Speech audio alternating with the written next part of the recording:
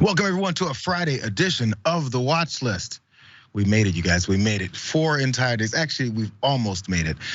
So since we're in a festive Friday mood, and this is the Watch List, I need you guys to calm down, settle in your seats, grab your popcorn, maybe get your beverage of choice. It's the morning here in Los Angeles. I don't care what it is, it's still Friday. But as you settle in, watch this.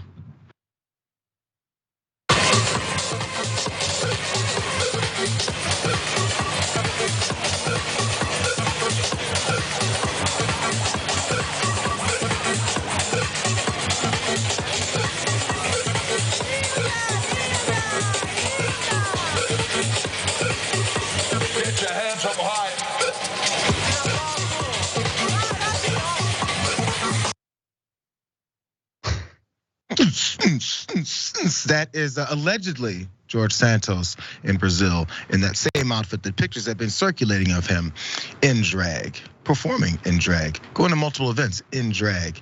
I mean, again, I've said it over and over again. Who knows? I can't independently confirm it, but it's looking like that. Maybe you can confirm it with our guest here. Rick Strom, host of TYT Sports, came in on a fun Friday. Did you enjoy that intro? It's a nice, fun way to start. Yo, a little bit of actionable music, get you going in the morning. Look, if there's one thing that I love, it's techno at 9 a.m. But I was curious where this was going. I was like, oh man, Proud Boys are at it again. Here we go. Why are we starting with this? I want to start on a high note. But you're telling me you saw through media reports that could allegedly be ashamed, disgruntled New York Congressman George Santos? Is that really what you're telling me? That's what I've heard. I can't independently confirm it, but I've heard from media reports, also the very verifiable Twitter. If I may, I have never seen such projection in my life on one side of the aisle over so many issues, when really you dig somewhat deep and the truth always uncovers that most of these people like him are just humongous grifters. And you know what? The worst thing you can do to a Republican politician's entire career is illustrating just how much they don't care about those things that they say they care about and that they hate, which is what they garner much of their support from. So same with Carrie Lake. She was busted she's friends with the drag queen. Actually had one perform multiple times at events of hers. How dare you? You know what this can do to my career? If you find out that I don't hate as much as I say I do. Right. That's just the one to get y'all's palate going. Let's go ahead and start with the actual stories as we go through today, because there's someone else who's making sure that he's projecting and illustrating just how much he hates Black folks, and as a matter of fact, African American history and studies. Let's start here. Bakari, what does it say to you that the administration doesn't identify what part of the course they object to? We're talking about an AP African American Studies course. Well, Anderson, I actually think they said all they needed to say, and they said this African American Studies course doesn't have any value. I've been speaking to my friends about this via text, et cetera, and one of them just recently texted me that they're trying to erase our history, and that's exactly what they're trying to do. Bakari said as they're responding to Ron DeSantis down in Florida, looking to block, and actually not even looking to, absolutely blocking an AP high school class on African American studies. It must be devastatingly bad. That's why they gave the reason of nothing. Some details. Florida education officials did not specify exactly what content the state found objectionable, but said, as presented, the content of this course is inexplicably contrary to Florida law and significantly lacks educational value. We're not gonna tell you what that is. We'll just say it's against everything that we stand for. You don't know that. In the future, should College Board be willing to come back to the table with lawful, historically accurate content, the education department will always be willing to reopen the discussion, is what the letter went on to say. You saw that guy sitting on the other side of Anderson Cooper and Bakari Sellers in the beginning of this video now, David Urban. He's a former Trump advisor. So he's trying to figure some way to come up with why this is a valid thing to do. See if you can figure out if this makes any sense. Let's both sides it. Yeah, so Anderson and to Bakari as well. Bakari, I did, believe it or not, read the 82-page syllabus today, which I could send to you. And the letter that was sent to the AP board says, listen, we dismiss this as presented.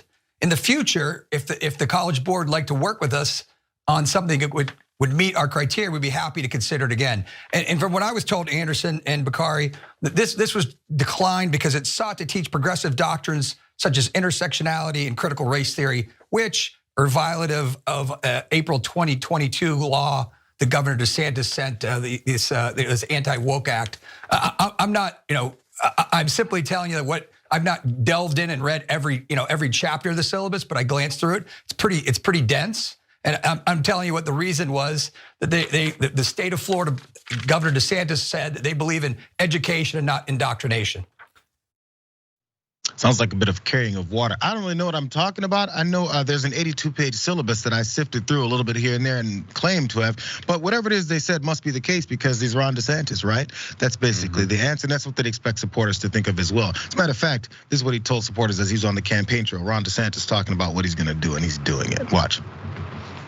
We fight the woke in the legislature. We fight the woke in the schools. We fight the woke in the corporations. We will never, ever surrender to the woke mob. Florida is where woke goes to die. It's the kind of thing that we play from some dictatorial country, and they go, look at these guys. They're nothing like this shining example on the hill that we are. Our democracy, our inclusivity, our diversity, the way that we like to uplift and uphold everyone's values and their rights in the country. You should be more like America. Except this is America, Rick.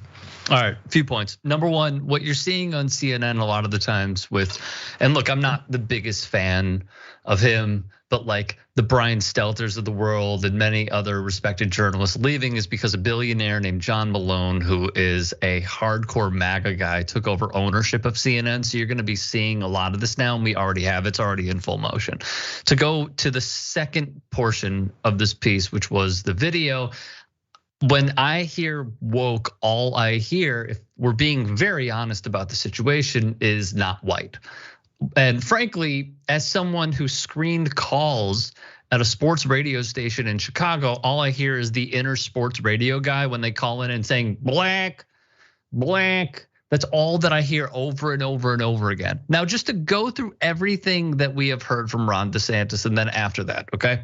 He sent migrants seeking asylum to Martha's Vineyard, and he also paid big money, almost $700,000 to a GOP donor. He accepted over $20,000 from a man who called Barack Obama a blanking Muslim N-word. He spoke 4 times at a conference held by conservatives who said black folks owe their freedom to white people, and the only race war is against whites. On the first day of Pride, he put out anti-trans legislation. He founded the House Freedom Caucus. He's a stooge for the Koch brothers. Everybody knows about them. You guys are smart on this network. He's a stooge for the late Sheldon Adelson. He tried defunding the Special Olympics and also went after the Tampa Bay Rays because they tweeted after Uvalde facts about gun violence. This man has a history, okay?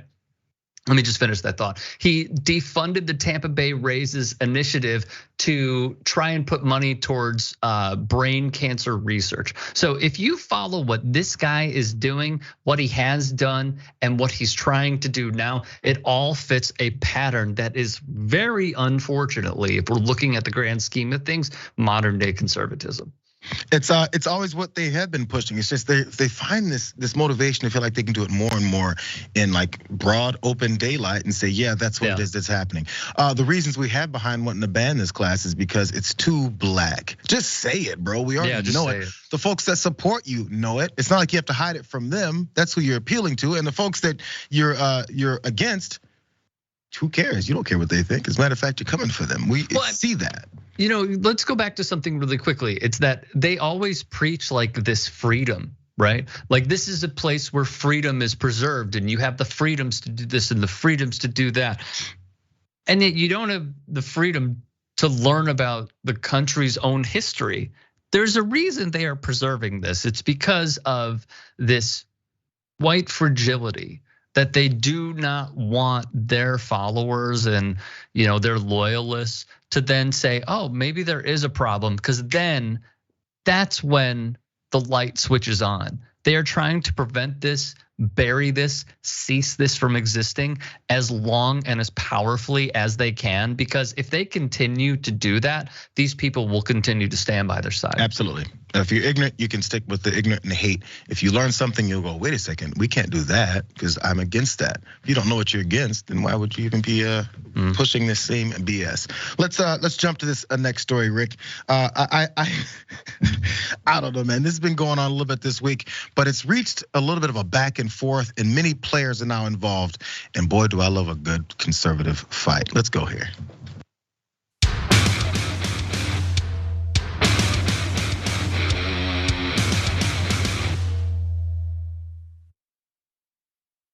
People I thought were fighting for you, a lot of it has been a big con. Stephen, this is a very important point. Stephen, he talks in his video about being one of the only true independent conservative voices. And I find that incredibly offensive. Now, I'm specifically avoiding naming names or going after individuals in this video.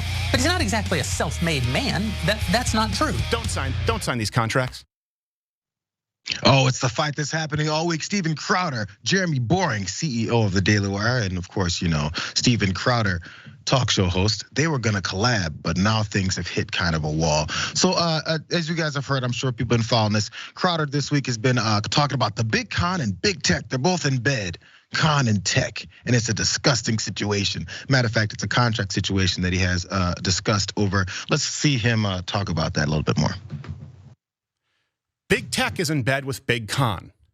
Now, I'm specifically avoiding naming names or going after individuals in this video because I genuinely hope that those I'm addressing, and you know who you are, have a change of heart. Don't sign these contracts. I now know what you are signing out there. I have the luxury of not having to. Let me go through this. If any of the major platforms issues a content strike such that Crowder cannot be monetized on such platform, the fee will be reduced by 25%. And then another 20% of it happens on Apple. And then another 10% of it happens on Facebook. And then another 10% of it happens on Spotify. And then if you get a strike, meaning a suspension, another 20%. Just to drive it home, you get hit by a car, you have a sick day, you could lose $100,000 a day. This is what's sent out to everybody. So Crowder didn't go through too many details, but he kind of went through some details of the contract situations that he does have. It's about being deplatformed, or even some of these major sites not liking what he's saying and how he'll lose some money. Let's go to graphic 2, because he kind of broke down the first part about this. This is a part of what he has an issue with within these contracts. It says if any of the major platforms, YouTube, Facebook, Apple Podcasts, and Spotify, issues a content strike other than a company-wide content strike, such that Crowder content cannot be monetized on such platform, and the company is not able to resolve that issue within 90 days, then the fee will be reduced by that 25% that he pointed out from that point forward. That's what one portion of that contract that he shared with his audience did read. He wasn't very happy about that whole thing, of course, because you don't want to mess with my money. I think he even equated it to, maybe, I feel like I heard this in a blurb, like slave labor or something like that, like how he's not getting this type of stuff that he's deserved if these things happen. By the way, if you get deplatformed and then now you're concerned, hey, this is gonna screw up my entire situation, it's a bit of an acknowledgement that you tend to break terms of service, and that's how your popularity grows. We know this, but now it has to be set up front, because you know who else knows this? The Daily Wire. Jeremy Boring was explaining some parts about it in his rebuttal to Crowder. 8, ownership. This is a very important point. Daily Wire will own all of the content created herein, and will own all of the DW created channels and brands created by us during the term. And to be clear, we can exploit those channels, brands, and content in perpetuity at our sole discretion. What does this mean? Well, it means just like all of the back catalog that Crowder would have been bringing over, we would have a license to have that all over at Daily Wire Plus during the 4 to 6 years that Crowder was here. But at the end of that 4 to 6 years, he would take all that content with him. A little bit different with the content that we're paying, tens of millions of dollars for during the course of that content would always stay with us. We would have a sort of perpetual right to monetize that content even after. He's like, bro, I paid for it. It's mine. Really fast, Rick, because I can't wait for you to jump in here. But apparently there was a leaked audio from Crowder's show revealing just how upset he is over this whole thing. Maybe it's leaked, maybe it's accidentally leaked. Let's see, watch. Bench talent, young talent, they don't get deals like this. So they don't get deals that they can be wage slaves for a little bit, come over and make a salary and grow their brand. That you then own. Well, I own parts of it. I don't own it. They can, when their contract's up, they can still go out and they'll still be famous. They can keep doing their shows, so go do a show somewhere else. They'll be in a far, far, far better place. You helped make them. No, not long at this contract. This contract owns it in perpetuity even after the contract. You're paying a lease but getting ownership. That's what this contract is. On the content that we paid to produce, yes. Maybe a lease to own program. I can put you in a 98 Altima for only $200 a month. What's your thoughts, Eric? All right, so look, I think this might turn some people off because on that side of the aisle, excuse me, because they cannot believe how much money these people make. Like you saw it with Kelly Loeffler when she would put on the plaid with jeans, and then Tucker goes out and shoots some Fox documentaries and puts on the plaid and jeans. They think these people are one of us, and they go against the elites. These folks are elite, baby.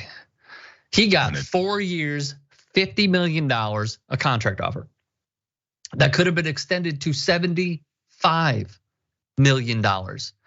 On some NFL teams, he might be in the middle of the pack or the upper echelon of highest paid players per year. Just to put that in perspective of how many view the woke NFL. My thoughts are this: keep fighting. I love it. I mean, like it's the TO quote. Get your popcorn ready. I love it. And the reason I do is because they are peeling back the curtain little by little. Now, I will say, to see the pivot from Steven Crowder about paid leave is the same as Jesse Waters suddenly being affectionate with paid leave, because they didn't think about it until it affected them. 100%. I have a big problem with that. Obviously, you should be sympathetic towards other people, not until it just happens to you.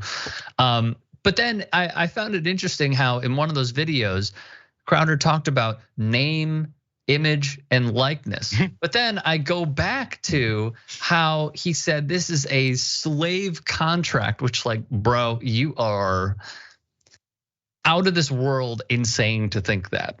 But then he said, Colin Kaepernick relating the NFL Combine where they weigh you, they take your height, take your measurables, hand size, finger size, ring size, everything possible. He said that was wrong of Kaepernick to equate it to having a slavery feel. I think it is completely hypocritical, but the biggest sticking point is he is afraid of getting demonetized because it's happened many times over and might screw the bag. Well, they all know it. Whenever contracts come in like this, they're thinking, hey, what's for the future? Especially the number one thing is money, but they're paying him for this stuff. So I guess it's more of a purchase than it is a lease if he leaves or when he leaves and all that stuff happens. But since you like the fights, Rick, we got more fights because there's other folks within the Daily Wire and they're talkers. They're public figures. They like to give their 2 cents. Let's start with Ben Shapiro. Okay, meanwhile, I would just like to take a moment, speaking of big tech and its suppression of free speech, take one moment to comment on a controversy that has broken out because my friend Steven Crowder, been friends with Steven for a long time, like well over a decade. I was his lawyer when he first signed a contract with Fox, and I've been friendly for a very long time. He put out a video essentially accusing Daily Wire of being in league with big tech. He's accusing us of being in league with big tech because of a term sheet, a negotiable term sheet that we submitted to him that offered to pay him $50 million over 4 years. That does not mean that he happens to be correct about the term sheet that we submitted to him. And there is something rather nasty about attacking people who have been friends for over a decade, colleagues, defenders for over a decade, on the basis of your own misinterpretation of a document that offers you $50 million over the course of 4 years. Friends, colleagues, associates, can't believe that you would let money get in between us. It's not like that's all we care about. Candace Owens was talking to, and she got a little bit more explicit. Let's go. And you're over here crying because somebody couldn't meet you at $120 million. And it is crying. I don't like it. It was a total bitch move. But to do a total bitch move and go out to the public rather than trying to resolve these things and these slight differences behind the scenes, and to make it seem like you're the hero and you're the true one and you keep it authentic when something really nothing happened other than you didn't like an initial term sheet, and all you had to do was tell them that and tell them what you didn't like and go back and forth with lawyers like everybody else. I think it's crappy. I think Steven is a little egocentric. He probably will do better on his own. I don't think he knows how to play on a team. Sounds like Big Con is in bed with Big Tech. They've been exposed and they're not very happy about it. Oh, the popcorn is still flowing. I love this stuff. Do you have thoughts before we go to this break, Rick? We're up against this now. No. I love this. I mean, yes, but like, who cares? Like, I love to see them fight. Keep fighting. Keep telling us more of what goes on behind the scenes as well. And I will end with this, which is what I opened up with. People are going to be turned off by this, because they think that these folks are one of them when really they have DeVos-sized yachts and are mega millionaires. And they laugh about how much these folks have been fooled by them. You guys think it's some kind of, a cartoonish description of what these folks do, but they laugh about how much they're making and taking and running. And now when the money's all getting disputed between all the criminals in the room after the bank has been robbed, fights start breaking out.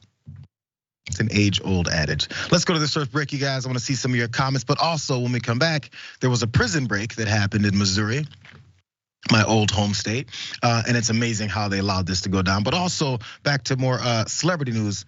Flo Rida, the rapper. Oh man, talk about a payday. These are not slim wages, but I'm glad he got what he got. Let's do all those stories in your comments when we come back.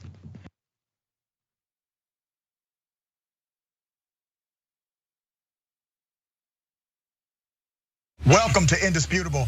I'm your host, Dr. Rashad Richard. We got a lot happening today. But what do we do on this show? We tell the truth. You know why we tell the truth? Because the truth is simply indisputable. Rashad, great to be here. Congratulations on the new show. And I gotta let everybody know that Rashad and I go way back. Here's the pattern that we see in all of these Karen stories. They think they own stuff they do not own. Now, where does that come from? I don't know, maybe slavery. Maybe they think they should still own black people. This is what happens when Karens weaponize the police. When you're used to privilege, equality seems like oppression. It hits you in a certain way when someone is holding you against your will, treating you like you're a criminal and you're an innocent person. This is something that Black people face no matter where they are. A stronger Black economy lends itself to a stronger, greater economy. Don't think it's exclusive of you, it's inclusive of you. What's your beef with critical race theory? It adds more fuel to the fire of the racist tendencies that we already have. We have a generation of problem solvers that can remedy the problem if they are properly taught what the problem is. You know who created redlining in this country? It was a white liberal. I don't give a damn who created it. If it's a racist policy, Shelley, here's what I don't know. I don't know. See, there you go filibustering, brother. You're scared of this truth, but you're gonna get it, though.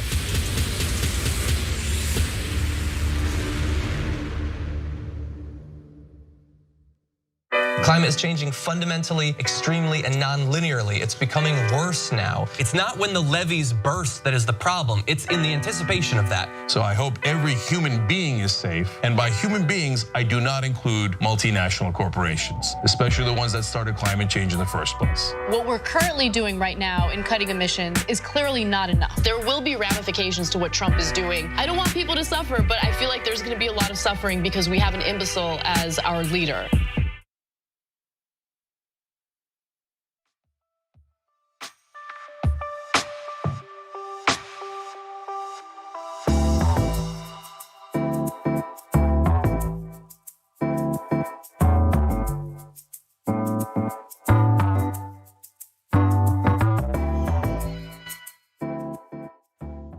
Watch this, you guys. Yeah, we have a lot of things to go through, but I want to say this. TYT member, let's read this, excuse me. Shy Coltrane 42 says, Rick brings his deadpan sense of humor, dry like a martini. I didn't know. You cracking jokes, bro? Just saying.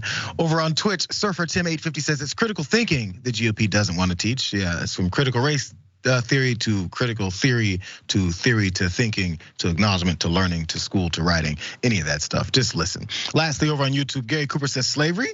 I haven't heard of slaves being paid $50 million. Hadn't heard of that either.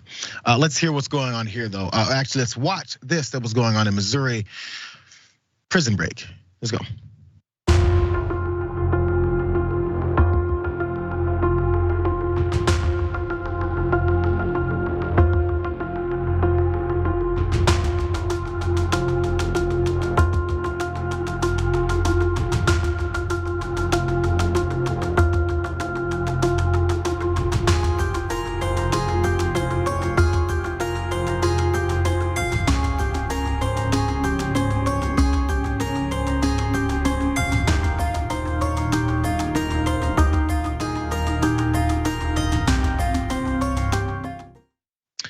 If you're a violent criminal, I guess you got to do your crimes in this area and get put in this prison. And Missouri says 5 inmates somehow busted out, slipped under gates, cars driving back up, however long later. In fact, here's the details. Let's watch. Well, no, not at this time. Authorities say they believe they left this area here. So they're working with various agencies in our area and outside our area to try and track down these escapees. Now, they were seen earlier today on surveillance, and they were at a parking lot nearby at a business where they stole that vehicle and then fled the area. So right now, police are still following up on leads to try and locate them so they can recapture them. Absolutely, Kelly, so the big question here, how were they able to escape and then remain unnoticed for hours? Well, that is still something that they are working on right now. We're told that they were able to escape through a secure door and then somehow got on the roof of the building here at this detention facility. And once on ground, they then fled the area on foot. So it's still unclear how long they were missing. They busted out of a secure facility, had a party on the roof, slipped down under the fence, drove a car back up, bumped a little bit of music, peeled back off, and threw beer bottles out the window. And apparently everyone inside was like, you guys ever see Malcolm? Well, here's more, because 3 of these guys have some serious crimes. I'm sure all of them are serious enough to be in prison. But let's more details about who these guys are out there. As odd as this is, it's also pretty serious with the things that they've done. Let's watch this. Kelly, do we know what crimes they were jailed for? And do police think that there was any threat to the public? Well, they were all wanted for felony charges, so they were here there, and 2 of them were known sex offenders. So police are encouraging the public, if they see these escapees, not to approach them, but to contact 911 right away. So they do believe that they could be a danger to the community. Absolutely, Rick. They're telling folks if you see them, stay away, but call 911 and keep a distance. Sex offenders, there's a lady that lives nearby that was also interviewed, and she said she has daughters and she's concerned about the situation. I wonder how much the folks in charge there were concerned about it. I mean, I would hope they're very concerned. They rolled under the fence, Rick. What I read was they gained access to the jail rooftop through vents and pipes. Now, not to make light of the situation, and I might be aging myself, but if you remember Naked Gun 33 and the Third, those dudes were digging. They kept digging and digging and digging. But it's like Shawshank Redemption. Yeah, but like the fact that great movie. The fact that they got out is troubling. We know the car, but at this point they probably, hot wired another car. I want to get your opinion on this. The reward for catching these fools is $5,000. Is it like a soft reward on purpose so people don't try to like overtly catch them and potentially put themselves in harm's way? Because we're seeing conflicting things. It's like you can get a reward, but also don't confront them. These people are dangerous. Stay away. Don't do it. I mean, I would think personally, if 5 dudes got out of a Missouri penitentiary, you would give more than $1,000 per inmate. I would think it would be like 50. I'm slightly familiar. Because I grew up in the St. Louis area, and it's in Farmington. I saw in the top corner of that Farmington, Missouri. It's about 75 miles away from St. Louis, and the population there is just over 18,000. Maybe that's part of it. They're like, it's prisons generally are off in the middle of nowhere, and they're like, well, maybe the cash flow isn't that great there, or maybe they just consider the citizens will be like, whatever, bro, I'll take the 5K because it's needed so much.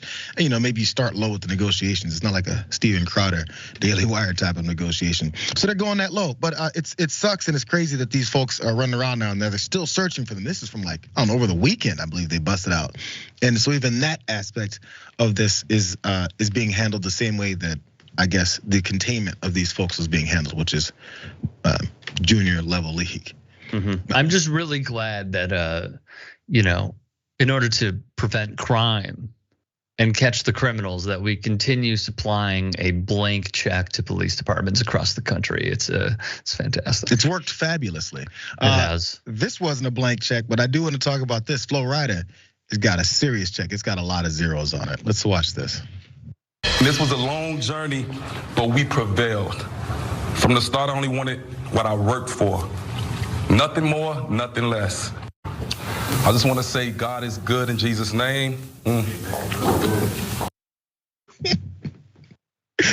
That's rapper Flo Rida. He took that big sip of what he was drinking. There was Celsius. Is it an energy drink? Is it a spritzer? I don't know what this thing is. But he was at the press conference the other day talking about he had just won an $83 million lawsuit against that company Celsius, which he had a partnership with. It was a pretty good relationship until they tried to screw him over. He accused them of withholding funds after he promoted their drink, and he thought it was pretty damn successful. Here's some details here. He filed that lawsuit against Celsius in 2021 and alleged that the company failed to honor the promised stock options and bonuses as he helped boost the profile of their products. He was initially, listen to this, he was initially seeking $30,000. It's amazing. But was ultimately awarded $82,650,450 after jurors sided with him in the lawsuit. One more time, 30K up to 83. Sounds like Celsius should have been like, yeah, bro, my fault. We did things wrong. Let's go ahead and settle quietly out of court and give you that $30,000 because that's us getting off scot-free. One more piece about this before we open this up. He also told CNBC News that when Celsius privy told him that the product wasn't selling very well, he was like, something's wrong here because I'm the golden child. Watch this. I checked it out. They were telling me that, one of the products that I was endorsing wasn't selling. And then I got a chance to really look at it, and I was doing more than well because everything that I ever touched, being, when it comes down to music. You know, I was the first to introduce the world to Lady Gaga with a record called Starstruck. I introduced a lady who's well known by the name of Sia. You know, I did her first record. I did Kesha, you know, who she was on my record Right Round. I introduced people for the first time and they became very successful. Flo's like, do you know who I am? Everything I touch turns to gold. And apparently it's $83 million worth of gold, Rick. Okay, so the $30,000 damages claim was huge. The fact that he got what he got is massive. No, I was gonna say Business Insider, it's Insider now. What Insider reported was when he was part of the company, it was $1 a share. And as of now, prior to this lawsuit being finalized, it was trading at $100 a share. So to say that Flo Rida didn't have an impact on this brand would be like saying, you know, Steven Crowder's worth $75 million. Doja Cat also said that this drink is Flo Rida. Like they are intertwined because it is true. I would have never known about Celsius if it wasn't for this hip hop artist. There's another part of this that I thought was pretty interesting. In 2021, they brought in $130 million in revenue. So when a company offers an individual a brand partnership, but then for years they do not fulfill it and they hide the books from these people, this is your only course of action. First, you say, look, I think there are some losses here that I was not paid. They give their, 99 times out of 100 terrible reaction of not true, and then you take them to court. What I equate this to is a very old clip of Houston-based rapper Chamillionaire when he was like, I talked to Jay-Z and he helped me, whatever your feelings are on Jay-Z, push them to the side. He helped me recoup millions of dollars because the record label hid my royalties. This is just what companies do, man. Yeah. It's just what they do. So and they're hoping that you will not notice it. Because this is the thing, we've taught so many folks in this country from top to bottom.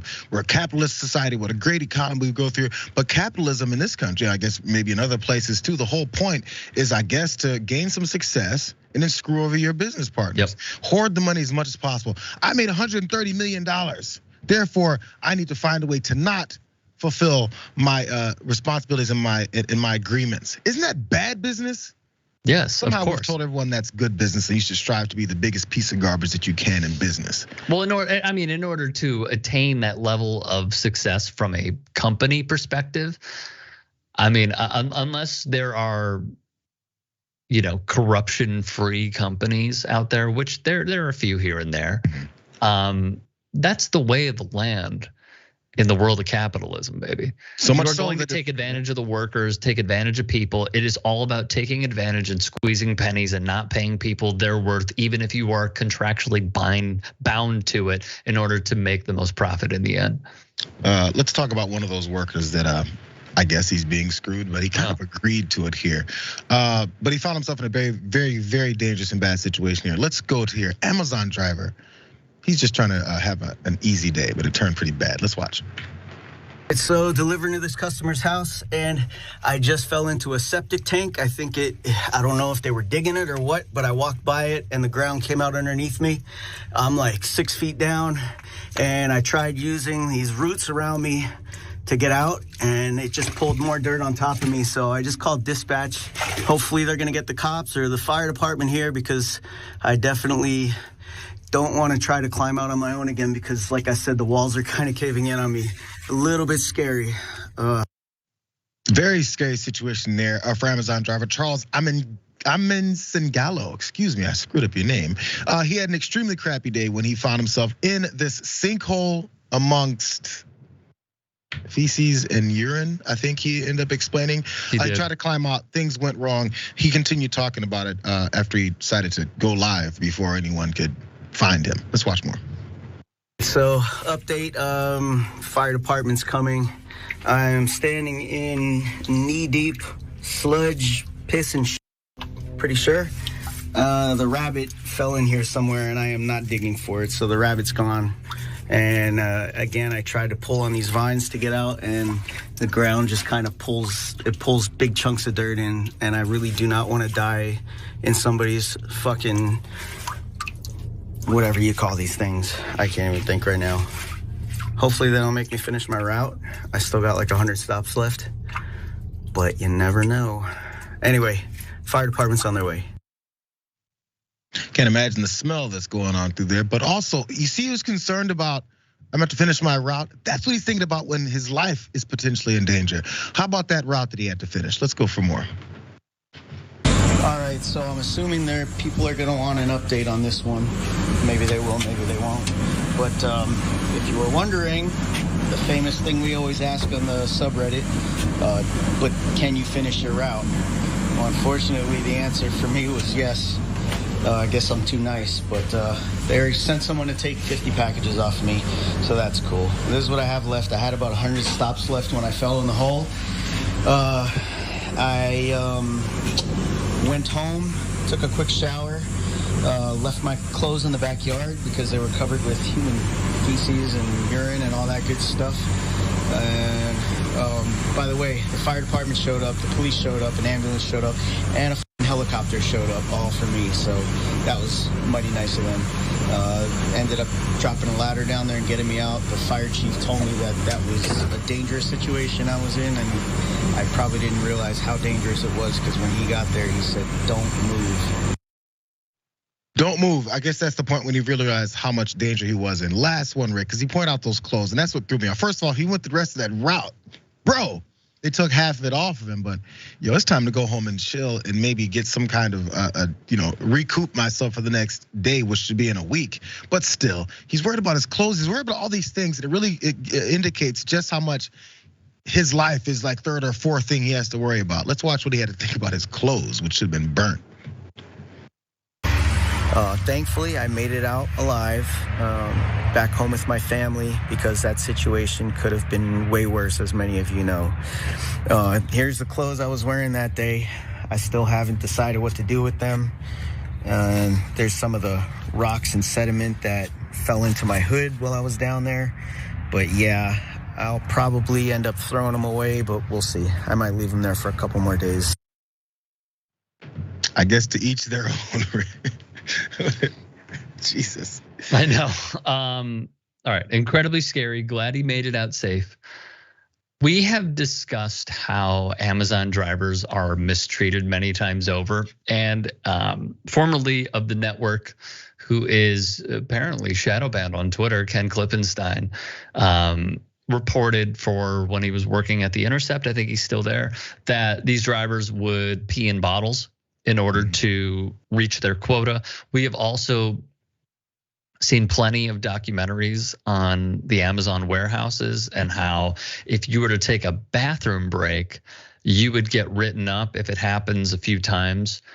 Because you're not meeting your quota, you would be released from Amazon employing you. This does not work for me. This guy faced a near-death experience, and they're like, "Don't worry about it, man. We'll take some packages, but get going." Like, how does somebody see this? And they're like, "Makes sense." It just doesn't. It does not make sense that this man who almost died on the job has to go back and finish his route. And I know he said, maybe I'm being too nice. To each his own. Everybody recovers differently, but he should have had that option to choose. Like, you know what? I'm gonna take a day.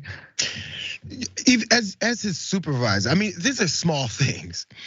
Buy the man a case of beer and be like, "Go home, we'll catch you the next time." And it might go wonders, even though that'll cost you $20. It's such minimal things you can actually do and still be a stingy piece of garbage, and then allow someone to feel like someone else has their back. If you're a firefighter and you're on a second floor of a burning building and the floor breaks out from under and you land on the bottom floor and you're surrounded by smoke, and then you have some injuries. Do you think they go, "Hey, so we have a call for you in 2 more hours. You want to go to that one too?" Like, hell no, I don't. Can I go home, please? Or can I rest next to the Dalmatian on the couch, please? Maybe for this one. But I guess in jobs like this, yeah, firefighters, bro. This, you got to go with the illustrations that we've been told happen. But in this job, I guess it's way too damn important. But again, I'm glad he's okay. But that's the situation I would have freaked TF out in. This situation on this airplane on our next story. I can't say I would have freaked out, but I definitely would have. I call it ear hustling, but she viewed over this lady's shoulder. Let's watch this video. This is fascinating. My first racist encounter. Catch it. Record it.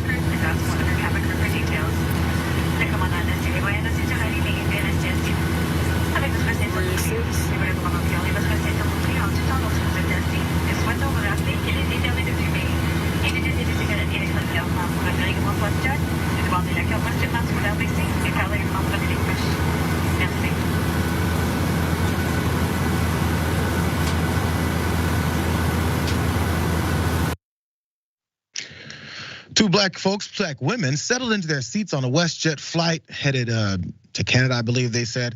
And they noticed their neighbor was typing furiously with huge text. And, people are nosy. She viewed over and noticed that she was sending an email about her, the black lady that was sitting next to her. So she asked her sister who was sitting in the aisle seat to hurry up, quick record. Let's see what this lady is saying about us.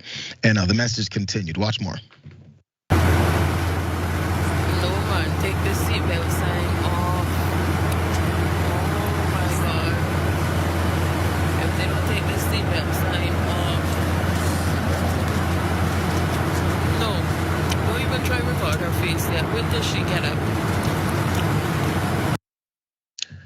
Window seat lady took about 15, the video was very long. I had to go through this entire thing. Took about 15 minutes to type, to delete, to replace, to copy, cut, paste, fix errors, grammatical, spelling errors. She took a very long time, went back and forth. Let me let you guys know what she said. I'm sure many of you guys missed it because the message continued. Let's go to this first graphic here. Screenshots from this. She says, I'm looking out the window. Other two seats are taken by two very large, dolled up black ladies. One of whom is extremely hostile. Next one, you guys. One of whom is extremely hostile. I'm being very pleasant just to annoy her. Now, this is one of the edits. She jumped back up and decided to add one more piece of useful information. After the hostile line, she goes, she makes Serena Williams look like Twiggy. Then she said, I'm being very pleasant just to annoy her. For some reason, thinking that being pleasant to black folks would annoy them.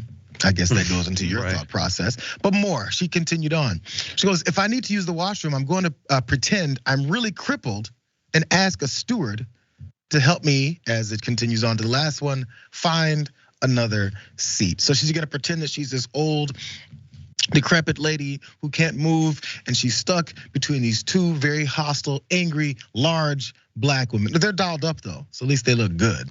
But she went through this whole thing and called them hostile. Well, Miss Crizzy is the woman that was posted this, and her sister filmed it, and she decided to go ahead and point out what happened from the point that she got and met this lady, and some reason why she then was emailing that she was hostile. Think about that line as you watch what she explains. We got on the plane, packed our bags where they're supposed to go, sat down. When we sat down, the lady was already there, and she kind of gave like a sarcastic kind of hi. So I was like, yeah, that's typical. So I was like, hi. And then I'm preparing for takeoff now. The flight attendants, they came around checking and whatever, and the flight attendant said to the lady, can you please put your bag under the seat in preparation for takeoff? So she's like, I'm sorry, I can't hear you. So all I did was like point to her bag and say, the flight attendant wants you to put your bag under the seat for takeoff. Well, she's like, oh, thank you. She even thanked me for telling her. Thought she was a nice old lady. Yeah, right. My eyes don't miss anything. And her phone was so big. My sister ended up recording it for me because I couldn't hold the phone where it wouldn't be so obvious for her to see. And lastly, what I think is the sad part about this, Rick, is She looked over her shoulder, saw the messages, and then she still posted another video. Miss Crizzy did here, because I think it sticks with folks sometimes. And she had to point out, I'm not a large woman in the first place, so she posted a video of her dancing, and then she had to point out how she's not that. But it sucks that you have to try and prove that now when you know this a-hole lady sitting next to you typing emails, talking this trash, because she reiterated what the flight attendant told her to do because she said she couldn't hear her. That's the hostility. This is the type of approaches that people have towards certain folks in their daily lives. And these assumptions are made, which then leads to reactions, interactions, even to the point of saying, I'm gonna get up and talk to a steward and tell them that I'm crippled and I need somewhere else to sit. And if that escalates, then it goes to, well, they're being hostile. We see how this grows from the thought inside your head to then you communicating those same things to other folks. And generally, why would you not believe the old white lady? What's your thoughts on this, Rick? So as we were going through the story and watching the video that is troubling, I remember seeing a TikTok from a user by the name of VLone Files. And they took a video at last year's US Open tennis in Flushing in Queens. And they saw an older white gentleman who had his phone out in his hand, and the text was very, very large. And it read, after Serena Williams' loss, quote, actually, this is funny, all the black people are leaving now. And then in a separate TikTok, this person wrote, only white people left here. I get it. As we get older, you have problems with your eyesight. But to conduct yourself this way and have this worldview is troubling. I don't know what's gonna happen with this person. I would assume that if the dolled up folks next to them wanna take any punishment against this person, they could write to the airline. They have the seat number, they have the aisle number. And that could potentially be a way of doing this. I'm not saying they're going to, I'm saying they potentially could, but beyond troubling. I wouldn't terrible. I wouldn't even, at least from my perspective, I'm not the one in the situation, so who am I to say? But she's writing her email to her, whoever, family member, friend or something. And she can be as piece of garbage type of person as she wants with her friends. It's just once you get exposed, you may be a little bit embarrassed about your thought process. Of course. This is one of those few opportunities where you get a chance to have some self-reflection, understand the way you think and approach situations. I don't think much will change. I don't think she needs to be punished, kicked off a flight, not allowed to fly anymore. She didn't do anything outwardly to anyone. But it's good to know that, first off, black folks know the type of things that are thought and said about us behind our backs. So she wasn't surprised by it. Miss Crizzy wasn't. She just wanted to point out, this is what I'm seeing. Pretty crazy out there. One more Twitch, one comment on here I want to point out from this particular story. Viscountess Silva says, the poor situational awareness of that lady. This is what I was thinking too. Why point the screen at the people you're talking about when you could point it towards the window? She's not thinking about them. They're not smart enough to even look over and understand what I'm doing and saying. It's such a low level of expectation from any other human there that you don't even understand that they're there outside of the fact that they're hostile and that they're large and they're dialed up, and I can't believe they're taking up all this room, which again is nonsense. Let's finish up the whole show today and the week here with this video that I almost can't believe it. Watch. Come on. Hey! You don't do that. Are you nuts? No!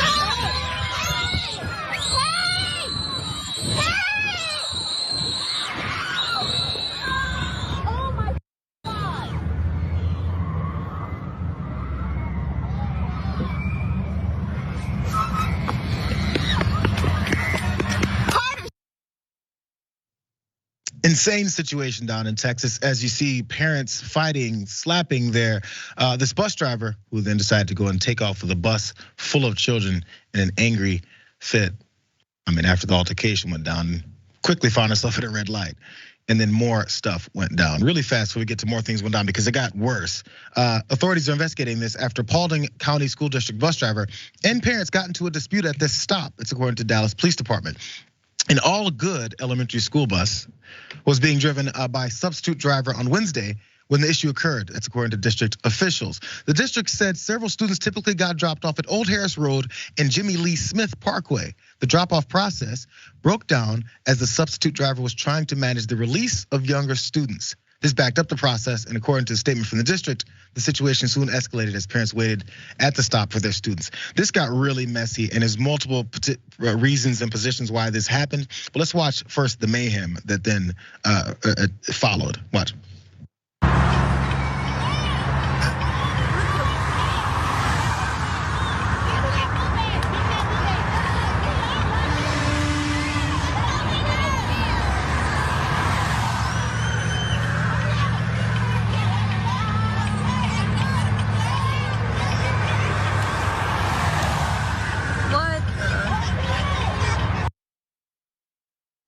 Kids' feet dangling out of windows. The bus was stopped. I think someone was standing in front of it. Here's another angle of the craziness and the danger that was going on. Watch more.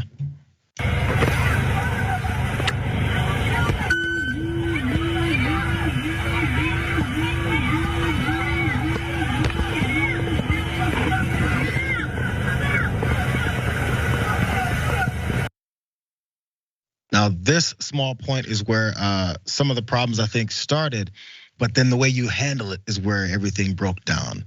According to Gorman, students within the district wear a tag on their book bag that advises their bus stop exit. It seems at least one child did not have this tag, and the bus driver was hesitant to let the student get off at that particular stop. It's according to Gorman again. So, Rick, this is where it's tough. Because you don't want to release just children if you don't know if they're supposed to get off. You're the substitute bus driver. You can get in some serious trouble. Not only that, but the kid can be lost. Parents will be like, why'd you let my kid off at the wrong stop? That tag's not on his bag. So something started there. Then after that, it all broke down because maybe communication was the problem after that. Yeah, I mean, it seems like it. However, I will say, that's your cub if you're a parent.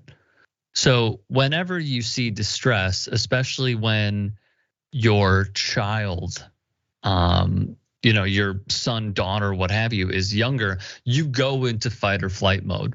One parent said my daughter was terrified because she thought the bus driver was kidnapping her. I mean, let's be real about this entire situation.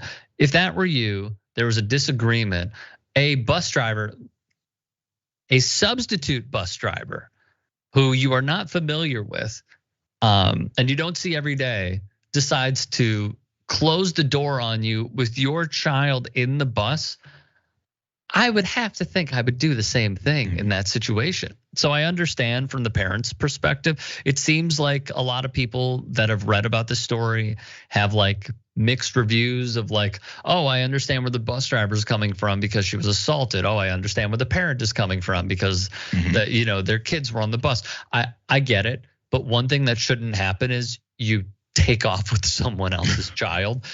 At that point, it's like, all right, all bets are off. I'm gonna handle this any way that I can in order to get my child to safety.